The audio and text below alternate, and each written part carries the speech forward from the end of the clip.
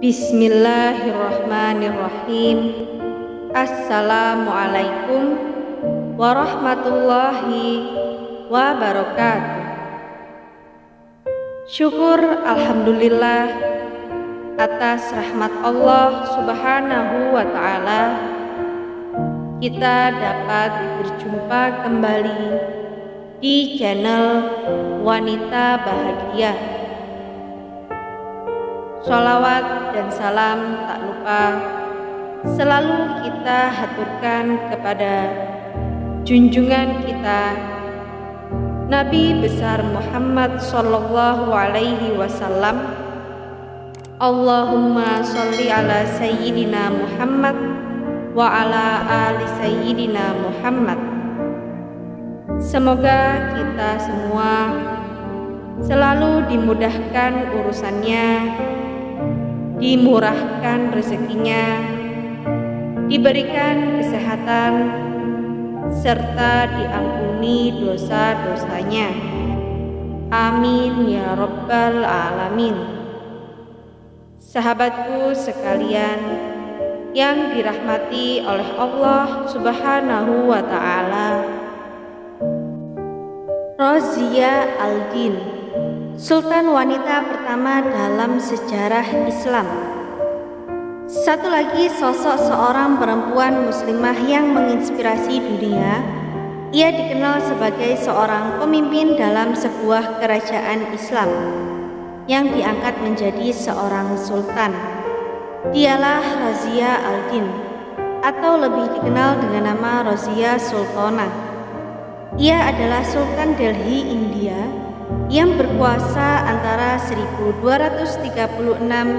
hingga 1240 dan menjadi sultan wanita pertama yang memerintah di Kesultanan Delhi. Di bawah kekuasaannya, Rozia mendirikan sekolah, akademi, pusat-pusat penelitian, hingga perpustakaan umum. Rozia sangat populer antara lain karena pemikirannya bahwa semangat agama lebih penting daripada yang lain. Rozia selalu menolak disebut sebagai sultana atau ratu, karena itu berarti seorang istri atau nyonya seorang sultan. Merasa bahwa apresiasi citra maskulin akan membantunya mempertahankan kerajaannya, Rozia selalu berpakaian layaknya pria dan mengenakan sorban, celana, jaket, dan pedang. Berkat kiprahnya, namanya tertulis sebagai sultan wanita pertama dalam sejarah Islam. Rozia lahir di Budaun tahun 1205, terlahir sebagai putri dari Samsuddin Iltutmish dan Kutub Begum. Keluarga Rozia sebenarnya bukanlah bangsawan, bahkan leluhur mereka berasal dari budak Seljuk Turki. Sang ayah sebenarnya datang ke Delhi sebagai budak di bawah kekuasaan Sultan Qutb al-Din Aibak yang mendirikan fondasi dinasti Mamluk atau dinasti budak. Berkat Aibak, seorang budak bisa memegang jabatan strategis. Sebagai orang kepercayaan Aibak, Iltutmish menunjukkan keberanian dan kejujurannya sehingga mendapat posisi gubernur provinsi. Bahkan, Sultan juga menjodohkannya dengan putrinya Kutub Begum. Usai wafatnya Aibak, tahta pun diambil oleh putranya Aram Bakhsh. Meski kompeten menjadi sultan, kepemimpinan Aram ditentang 40 bangsawan Turki yang bergabung dalam kelompok Cihalgani. Mereka pun meminta Iltutmish menggantikan Aram sebagai Sultan Delhi. Sejak itulah terjadi pertempuran antara Aram dan Iltutmish. Tahta pun akhirnya dimenangkan Iltutmish di tahun 1211. Karena kepemimpinannya yang gemilang, Samsuddin Iltutmish di penghujung pemerintahannya pada tahun 1229 dianugerahi gelar dan jubah kehormatan dari Khalifah Abbasiyah di Baghdad. Seabad kemudian, reputasi Samsuddin Iltutmish dalam memimpin tertuang dalam catatan perjalanan penjelajah muslim ternama asal Maroko, Ibnu Battutah. Dalam catatan tersebut, Ibnu Battuta menyebut, Samsudin Iltutmish dikenang karena karakternya yang sangat baik dan soleh. Ibnu Battuta juga menulis, sikap adil Samsudin Iltutmish ditandai dengan jubahnya yang berwarna merah. Sebagai putri Sultan Delhi, Rozia selalu dididik seperti para saudara lelakinya. Ia dilatih perang dan diajarkan keterampilan militer. Sama seperti anak bangsawan lainnya, Rozia juga belajar tata kelola negara. Awalnya keterampilan ini diajarkan agar Rozia bisa menjadi istri sekaligus ratu yang baik untuk sang raja. Tak ada yang menyangka kalau dirinya bakal menjadi raja yang sesungguhnya. Beranjak dewasa, ia tak banyak berinteraksi dengan para wanita di dalam harem, bangunan khusus wanita yang tidak bisa dimasuki lelaki yang bukan mahramnya. Karena tak pernah dipaksa mengikuti aturan, Rozia tumbuh menjadi perempuan aktif dan pemberani. Alih-alih merias wajahnya, ia justru lebih suka membantu ayahnya mengurus negara. Setelah 25 tahun berkuasa, Iltutmish wafat di tahun 1236. Kematiannya pun memicu kekacauan politik di Kesultanan Delhi.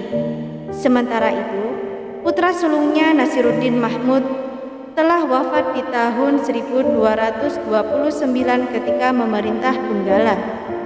Di akhir hayatnya, Sultan menganggap tak ada putranya yang masih hidup pantas jadi raja. Ia pun menunjuk putrinya Rozia sebagai pewaris tahtanya. Namun, para bangsawan menolak diperintah wanita. Itu sebabnya tahta kerajaan jatuh ke tangan Ruknuddin Firuz, kakak Rozia yang masih hidup. Namun, alih-alih memerintah, Firuz malah berfoya-foya dan membuat geram para bangsawan. Usia 6 bulan berkuasa, ia dan ibunya dibunuh. Rozia pun diangkat sebagai Sultan wanita Delhi yang pertama. Begitu naik tahta, Rozia membuat keputusan mengejutkan. Ia tak mau lagi memakai baju muslim tradisional untuk wanita termasuk kurda. Sebagai gantinya, ia memakai pakaian netral yang membuatnya tampak seperti pemimpin laki-laki. Tak hanya itu, Rozia juga menolak gelar sultana. Menurutnya sultana berarti istri atau selir seorang sultan. Ia pun ingin menyandang gelar sultan terlepas dari dirinya merupakan seorang wanita. Tak peduli dirinya perempuan, Rozia tetap berperang di garis depan dan berhasil merebut wilayah. Ia pun sukses mengelola negara dan menjadi salah satu Sultan Delhi terbaik. Di masa pemerintahannya, Rozia juga mendirikan sejumlah sekolah, akademi, pusat penelitian, dan perpustakaan umum. Dikhianati dan dikudeta. Di masa pemerintahannya, tak sedikit bangsawan malu dipimpin oleh seorang wanita. Salah satu teman masa kecil Rozia, Malik Ikhtiaruddin Al-Tunia, berkonspirasi melawannya.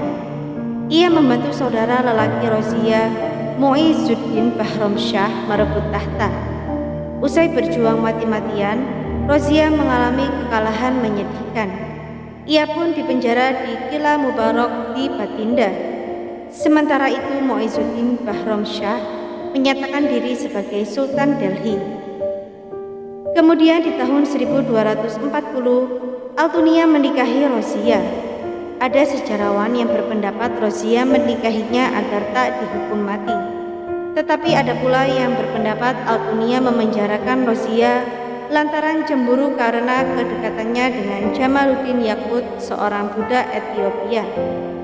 Mereka berdua pun memutuskan merebut kembali tahta dari saudaranya. Namun, Bahram mampu mengalahkan pasangan itu.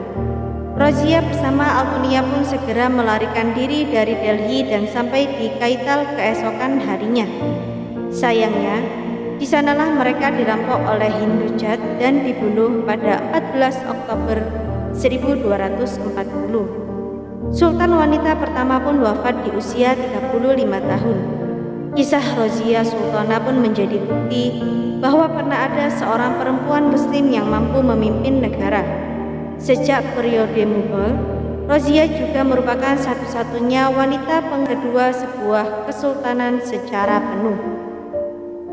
Semoga apa yang kami sampaikan kali ini bermanfaat untuk kita semua dan menjadi ladang pahala.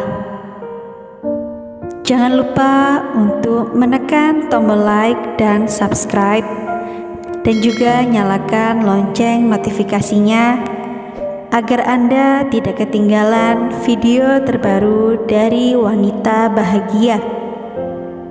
Sampai jumpa di video kami selanjutnya. Sekian dan terima kasih banyak. Wassalamualaikum warahmatullahi wabarakatuh.